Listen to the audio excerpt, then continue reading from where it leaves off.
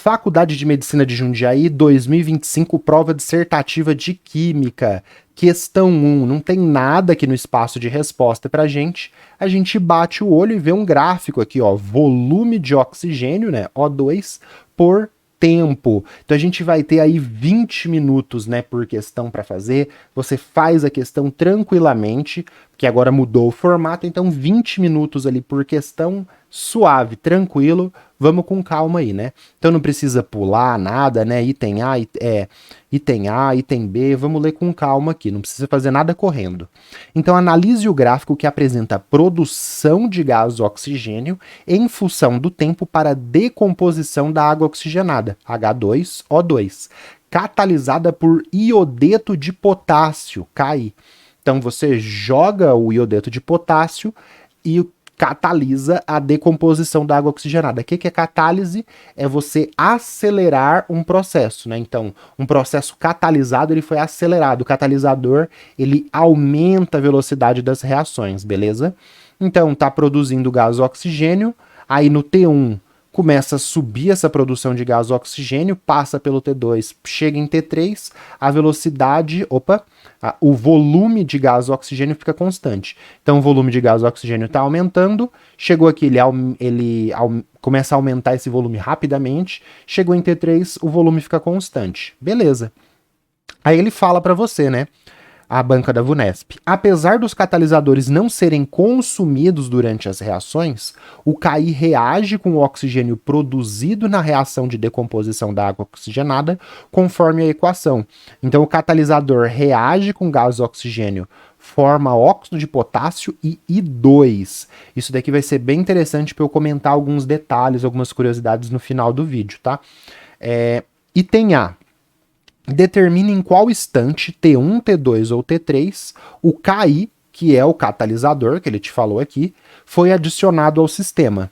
Ainda no item A, escreva a equação balanceada que representa a decomposição da água oxigenada. Beleza. Então, pediu duas coisas aqui pra gente. Em qual instante? É sempre assim, tá, pessoal? Cada item, A e B, das 4 questões, vai pedir duas coisas. Então, são 4 questões, 8 itens. Cada item pede duas coisas, então ele vai pedir um total aí de coisas para você de 16 coisas. Então você tem ali 16 pontinhos para pegar na prova de química, beleza? Na prova de biologia deve ser assim também, não sei, não fiz a prova de biologia. Então, em qual instante adicionou o catalisador? A gente tem um gráfico aqui. Tema dessa parte aqui da questão é físico-química, cinética química, velocidade de reações químicas, representação gráfica de catalisadores. E a segunda parte de reações inorgânicas, a reação de decomposição da água oxigenada. A gente olhar aqui. Se eu tenho água oxigenada e ela está produzindo gás oxigênio, o que vai ser produzido ali junto? Então a decomposição da água oxigenada produz água e gás oxigênio, tá, pessoal? Muitas pessoas aí podem ter errado isso, falado, se você produziu O2, o outro produto vai ser H2, né? Porque quebrou, então a água oxigenada produz O2 e H2. Não, a água oxigenada vira água normal, H2O, e libera gás oxigênio. Então você tinha que saber isso de cabeça aí para segunda parte do item A. Eu tô colocando com cores diferentes, porque quando eu for resolver, você vai entender por que eu faço assim. Parte B. A partir da reação do iodeto de potássio com gás oxigênio, que está aqui, escreva a equação iônica que representa a oxidação do íon I-, do íon iodeto, formando iodo molecular I2.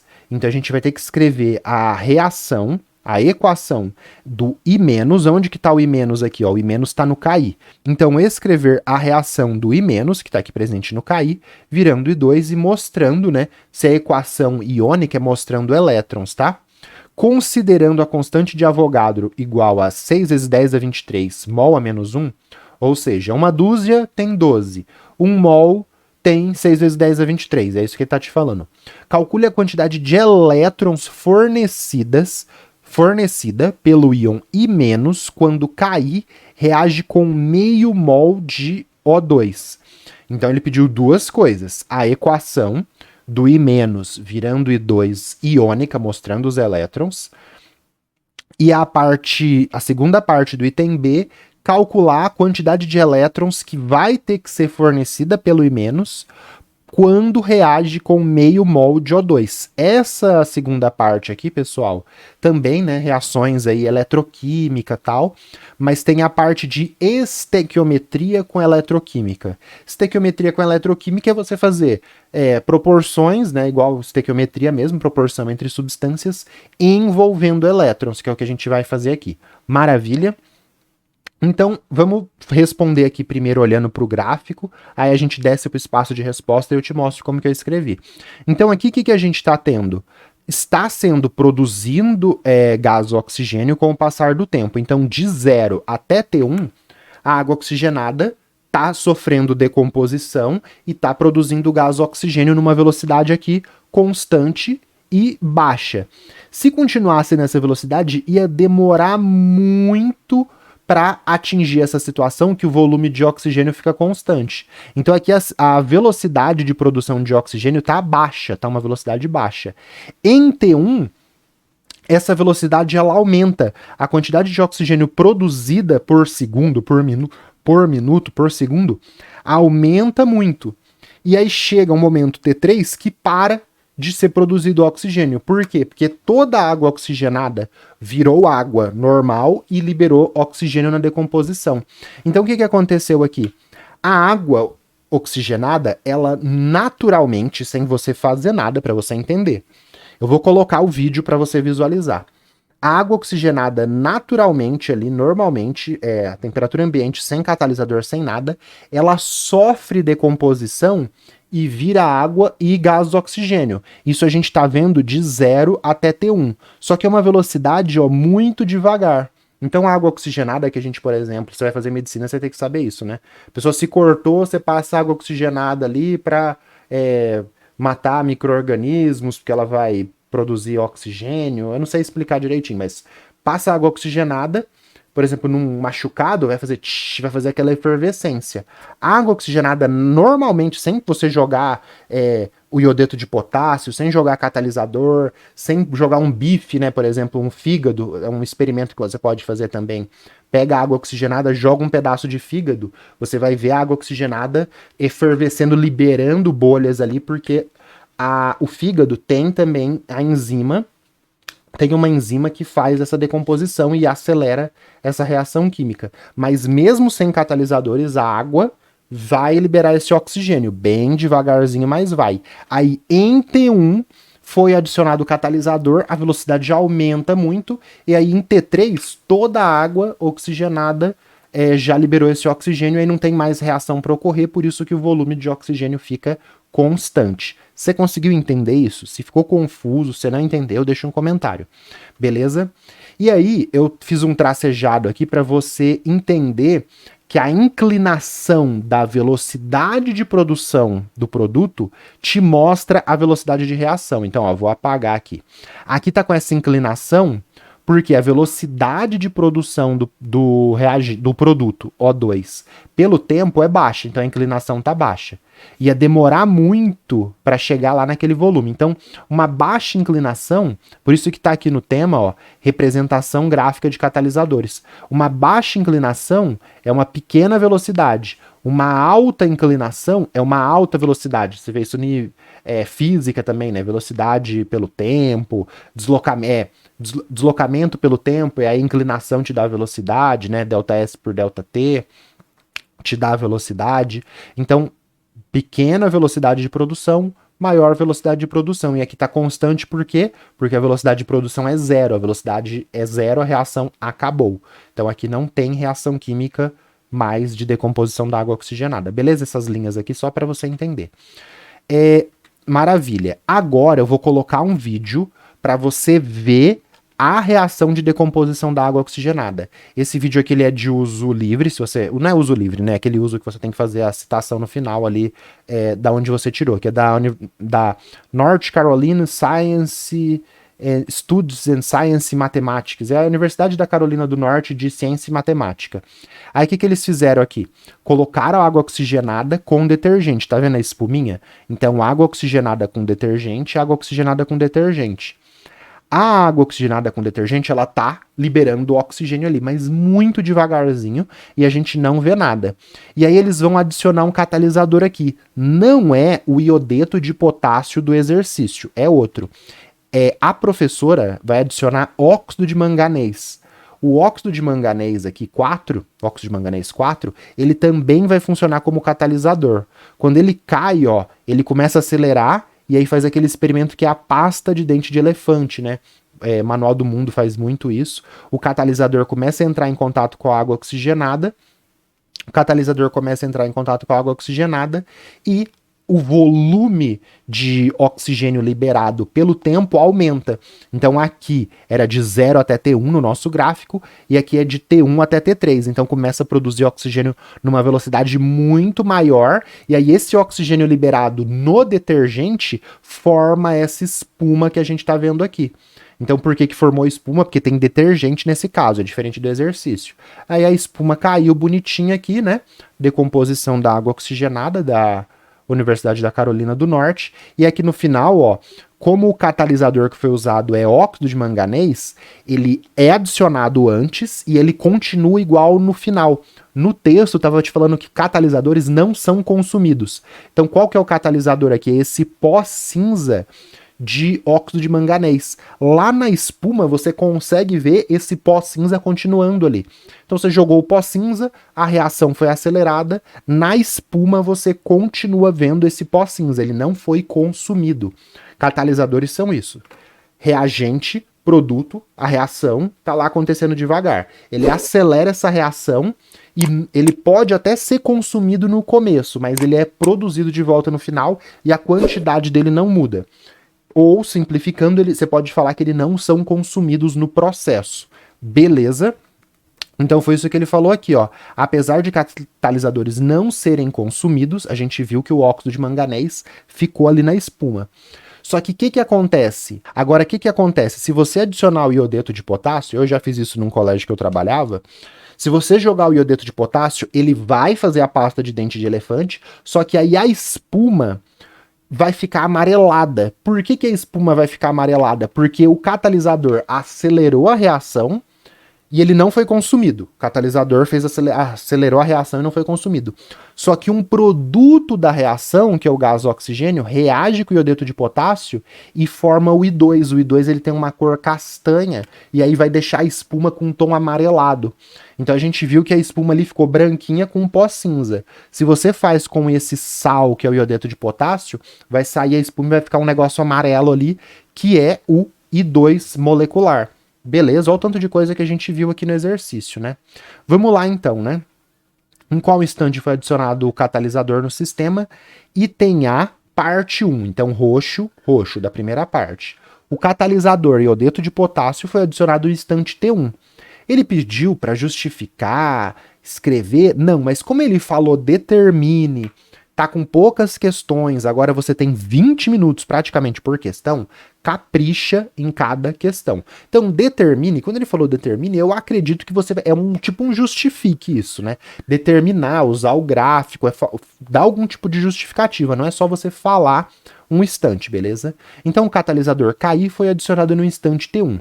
Isto pode ser determinado, que ele falou determine, pois ocorre um aumento na velocidade de produção do gás oxigênio, nesse instante, né, você pode colocar, sendo observado uma maior inclinação no gráfico volume por tempo. Então, antes tinha uma pequena inclinação, em T1 a inclinação aumentou, esse aumento de inclinação permite a gente determinar aonde que foi adicionado o catalisador. Você entendeu, né? Então aqui eu ganhei todos os meus pontinhos da primeira parte do item A. Você tem bastante tempo, 20 minutos, dá para você fazer isso com calma. Maravilha?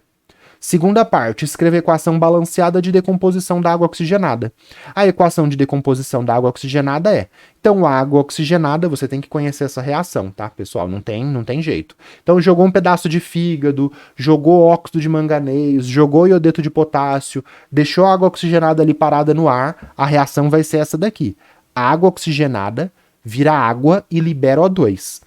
Para não ficar meio O2, o que eu fiz? Eu fiz duas, equação balanceada, hein, pessoal? Coloquei duas águas oxigenadas, viram duas águas. Cada água oxigenada perdeu um oxigênio, perdeu um átomo de oxigênio. Esses dois átomos de oxigênio formam o O2 gasoso, que a gente viu que sobe ali na proveta, formando aquela espuma com detergente. Maravilha. Então, água oxigenada formou água e gás oxigênio, balanceado bonitinho, ganhei todos os pontinhos. Maravilha. Se não balanceasse, se não fizesse a equação balanceada, é perder ponto. B. A partir da reação do iodeto de potássio com oxigênio, escreva a equação iônica que representa a oxidação do íon I-. Então vamos lá. B, parte 1. A equação iônica de oxidação do I- em I2 é. Então, I- em I2. O I2 tem 2 átomos de iodo, então eu vou colocar 2 I- para eu ter 2 iodos no reagente, 2 iodos no produto. Só que a equação iônica, eu tenho que representar os elétrons aqui. O total de carga antes, o iodeto, né? Esse I- é o iodeto. O iodeto tem carga -1. Então, o total de carga antes, como são 2 iodetos, é um total de carga de -2. Então, vai ter que ter um total de 2 elétrons nos produtos para dar a carga nos produtos de -2 também. Então, cada iodeto perdeu um elétron. 2 iodetos perderam 2 elétrons, formou o iodo molecular. Essa é a equação iônica de oxidação do iodeto em iodo molecular. Representei bonitinho, coloquei os íons, acabou, fechou. Então, equação iônica que representa a oxidação do I- formando iodo molecular. Então tá aqui. Equações de redução e de oxidação, você tem que representar os elétrons. Reação de oxidação perde elétrons, então os elétrons têm que estar nos produtos. Reação de redução, os elétrons têm que estar nos reagentes, porque a redução recebe elétrons. Como aqui perdeu elétrons, os elétrons estão nos produtos. Beleza? B, parte 2 aqui, parte vermelhinha. Calcular a quantidade de elétrons produzidas, fornecida pelo I- quando reage com meio mol de O2. Então vamos lá, né? Nossa, eu só aqui. Então, meio... vamos voltar aqui, ó. 0,05 mol de O2. O que é 0,05? É 5 vezes 10 a menos 2 mol de O2. Então, como que eu vou fazer isso daqui? Eu vou começar com esses 5 vezes 10 a menos 2 mol de O2. O que eu posso fazer? Eu posso fazer por regra de 3, que é proporções. Então, essa quantidade de mol de oxigênio, e aí eu vou comparar com alguma coisa. Em vez de eu fazer várias regras de 3, como a maioria dos professores faz, eu faço por um sistema que chama análise dimensional. Vou fazer assim até o fim da prova. Que é grudar regras de 3 uma na outra e cortar as unidades. Então, o que eu vou fazer aqui? Em vez de eu montar uma regra de 3 falando assim, 1 mol de... Eu tenho que voltar lá na equação, tá, pessoal? Vamos voltar aqui, ó. Meio mol de oxigênio, tá cortando aqui, mas meio mol de oxigênio está para 2KI. Aí 0,05 mol de O2 está para quantos mols de KI? Eu já vou pegar isso e fazer essa proporção que está na reação aqui direto. Então eu não fico montando regras de 3. Eu faço uma coisa linear, que eu corto as unidades e chego na resposta. Depois, em exercícios mais difíceis, com 4 regras de 3, 5, essa é a melhor forma de resolver. Eu sei que pouca gente faz assim, mas se você tiver tempo para estudar ainda, para te ajudar, faça assim que você vai resolver exercícios mais difíceis de forma mais rápida. Isso ajuda muito no Enem, FAMERP, FAMEMA, que você tem muito menos tempo do que tá tendo aqui na FMJ, beleza? Então o que a gente vai usar? A gente vai usar a equação, eu copiei ela aqui para não ter que ficar subindo. A gente vai usar essa equação e vai usar a proporção entre gás, oxigênio e iodeto de potássio. O que eu sei? Eu sei que meio mol está para 2 mols. Se eu dobrar a proporção, eu tenho que 1 mol de gás oxigênio está para 4 mols de iodeto de potássio. E foi essa proporção estequiométrica que eu coloquei aqui.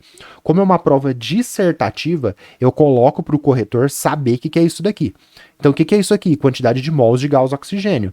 O que é isso daqui? A minha proporção estequiométrica da reação. 1 para 4, ou meio para 2, beleza?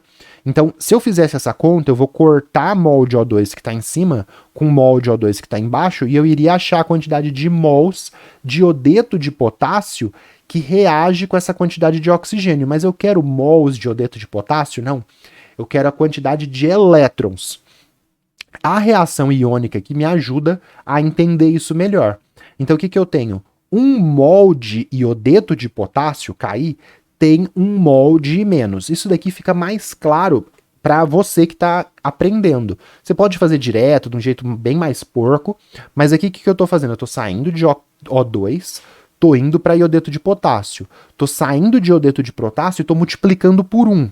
1 dividido por 1, não vai mudar nada. Eu só estou fazendo isso daqui para sair, para mudar a unidade. Eu sei que 1 mol de iodeto de potássio tem 1 mol de I-.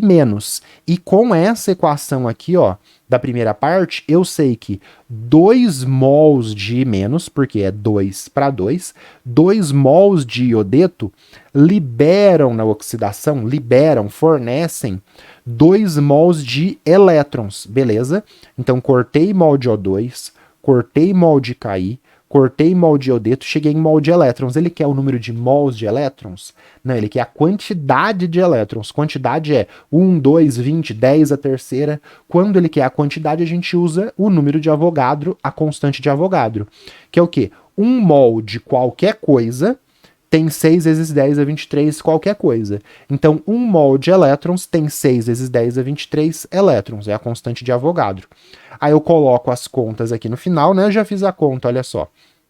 Então, que conta que a gente vai ter que fazer? 4 vezes... Aí, 2 dividido por 2 dá 1, tá? Esquece. Vai ficar 4 vezes 5, que dá 20. 20 vezes 6 dá 120.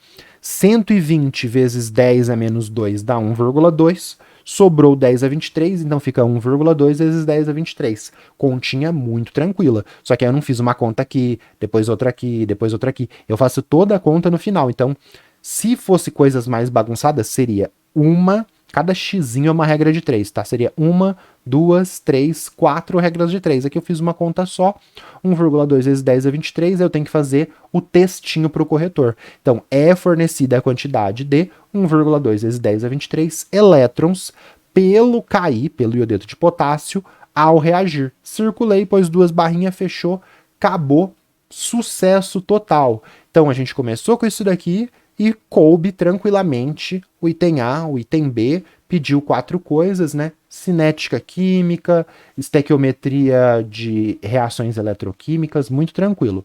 Sugestões aí para você. Esta questão da FMJ 2024, baterias, pessoal. Então, são várias pilhas associadas, e aí você tem que ver como que você vai interagir. Você vai somar, você vai dividir, você vai multiplicar o potencial de cada pilha. Então, dá uma olhada nessa questão aqui, que foi do ano anterior. E essa questão aqui da Unicamp também é muito 10, que ela é a representação gráfica de equilíbrios e de cinética química. E aí tem no meu canal também, Unicamp, FUVEST, Enem, essa daqui é a representação gráfica de cinética química e equilíbrio. Ajuda muito a treinar e cai equilíbrio na FMJ, viu? Beleza, vamos continuar, vamos para a próxima.